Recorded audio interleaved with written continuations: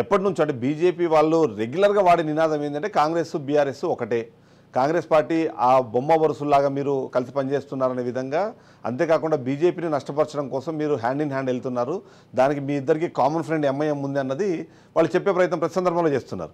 ఇవాళ కూడా కాళేశ్వరం మీద లేకపోతే ఓటుకు నోటు కేసులో ముందుకు వెళ్ళకపోవడానికి కారణము ఆ రెండు పార్టీల మధ్య ఉన్న ఫ్రెండ్షిప్ అన్నదాన్ని మరొకసారి పీఎం స్థాయిలో చెప్పే ప్రయత్నం చేశారు. ఏం రెస్పాండ్ అవుతారు దాని మీద? మొట్టమొదటి రాజ్ న్యూస్ వీక్షకులకు, మీకు అక్కడ ఉన్నటువంటి మిత్రులందరికీ కూడా నమస్తే అండి.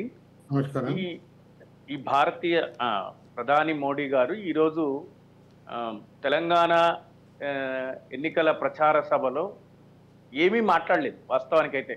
అంటే ఈ తెలంగాణకు గడిచిన 10 ఏళ్లలో సాధించిన అభివృద్ధి, అంటే ఈ జాతీయ ప్రభుత్వం సాధించిన అభివృద్ధి పైన మాట్లాడాల్సి ఉండే, లేకపోతే నిజంగా వాళ్ళు రేపు రాబోయే రోజుల్లో మళ్ళీ జాతీయ స్థాయి ప్రభుత్వాన్ని ఏర్పాటు చేస్తే మేము కరీంనగర్కి ఇది ఇస్తాం, లేదా కరీంనగర్లో ఇది చేస్తాం, లేకపోతే దక్షిణ కాశీగా పేరుగాంచినటువంటి రాజరాజేశ్వరి దేవాలయానికి ఈ పనులు చేస్తాం, లేదా వరంగల్లో కోచ్ ఫ్యాక్టరీ ఎందుకు ఇవ్వలేదు, ఈ తెలంగాణ రాష్ట్రానికి విభజన హామీలు ఎందుకు నెరవేర్చలేదు, ఇట్లాంటి అంశాల మీద మాట్లాడి హామీలు ఇస్తే బాగుండేది.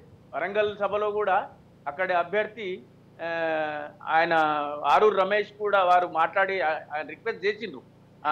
బీజేపీ అభ్యర్థి కూడా అక్కడ ఉన్నటువంటి స్థానిక సమస్యలపైన మాట్లాడినా కూడా వాటిపైన ప్రధాని మోదీ గారు వాటిపైన ఏం పెద్దగా స్పందించకుండా ఆ అంశాలన్నీ పక్కన పెట్టేసి ఈరోజు కాళేశ్వరంలో అవినీతి జరిగింది, లేదా కాంగ్రెస్ పార్టీ బీఆర్ఎస్ పార్టీ జతకట్టినాయి.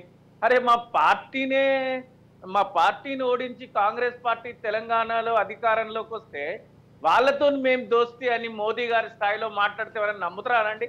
అదేనా నవ్వుకునే విషయం కాదా?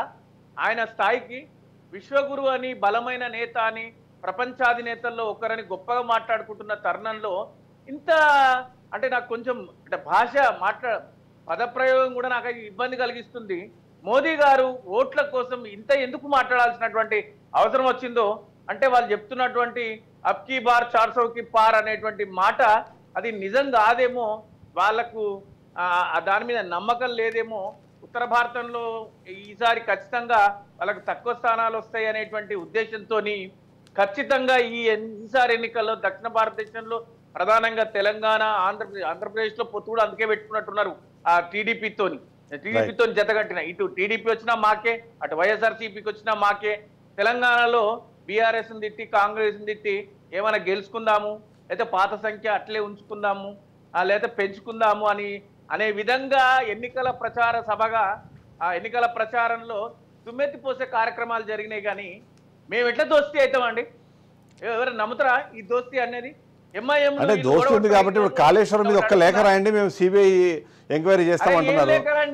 కాంగ్రెస్ వాళ్ళు రాయట్లేదు. లెక్కలు రాసినాము, అన్ని లెక్కలు రాసినాము. ఇప్పుడు చిదంబరం గారు నేను అడుగుతున్నా, మోదీ గారు కదా 10 సంవత్సరాలు గడిచిన ప్రభుత్వంలో ఉన్నది, మేము ఈ రాష్ట్రంలో అధికారంలో ఉన్నప్పుడు కాంగ్రెస్ పార్టీ నుంచి అనేక వినతి పత్రాలు పోయినాయి, వందలాది వినతి పత్రాలు, వేలాది వినతి పత్రాలు, వందలాది మంది మా మీద కాళేశ్వరంలో జరిగింది, లేకపోతే ఇంకేవో ఇతరత్ర మేము చేపట్టినటువంటి అద్భుతమైన మిషన్ భగీరథలో జరిగినాయి, వీటన్నిటిలో 90 లక్షల కోట్లు ఈరోజు అంచనాలు వేస్తూ 90 లక్షల కోట్ల ప్రాజెక్ట్ అని మాట్లాడుతూ దాంట్లో 1,00,000 కోట్ల అవినీతి జరిగిందంట. ఏమన్నా ఆలోచన చేసి మాట్లాడాలి కదా. అంటే ఈ స్థానిక నాయకులను తీసుకున్నా, వీళ్ళని తీసుకున్నా మేము ఎందుకు దోస్తీ అవుతాం కాంగ్రెస్ పార్టీతోని? నిన్న కాక మమ్మల్ని గద్దదించినటువంటి కాంగ్రెస్ పార్టీతోని మేమెందుకు జత కడతాం? దేశం మొత్తంగా బీజేపీని మీరు కదా ఎంబడేసుకొని తిరిగేది, మేమా? అంశం కదా. నేను ఈ రోజు ఒక్క విషయం చెప్తున్నా, నిజంగా మీరు ఈ రోజు మీకు ధైర్యం ఉంటే బీజేపీకి ఓల్డ్ సిటీలా ఈ ఎన్నికల సంఘం మీ చేతుల్లోనే ఉంది కదా, ఓల్డ్ సిటీలో ఉత్తర భారత పోలీసులను సెంట్రల్ రిజర్వ్ ఫోర్స్ తెచ్చిపెట్టి అందరి ముఖాలు చూసి ఓటేసేటట్టు భారతీయ జనతా పార్టీ కేంద్ర ఎన్నికల సహాయం తీసుకొని ఓట్లు నిర్వహించమని చెప్పండి, ధైర్యం ఉంటే. మేము చూస్తాం అట్లాంటి పరిస్థితి చూస్తా. తీసుకెళ్లిపోయి మా మధ్యనే బీజేపీ ఎంఐఎం మధ్యనే పోటీ ఉంది, మేము ఓవైసీని దించేస్తాం, పెంచేస్తాం, ఇట్లాంటి మాటలు కాదు. నిజంగా ఎంఐఎంతో దోస్తీ లేకపోతే ఈ హైదరాబాద్ పార్లమెంట్ సీట్ లో మీరు నెగ్గితే ఇక 100% మీ మాటలన్నీ నిజమే. Yes. మోదీ గారు మాట్లాడినా ఎవరు మాట్లాడినా ఆ మాటలు నిజమని నమ్ముదాం. రైట్.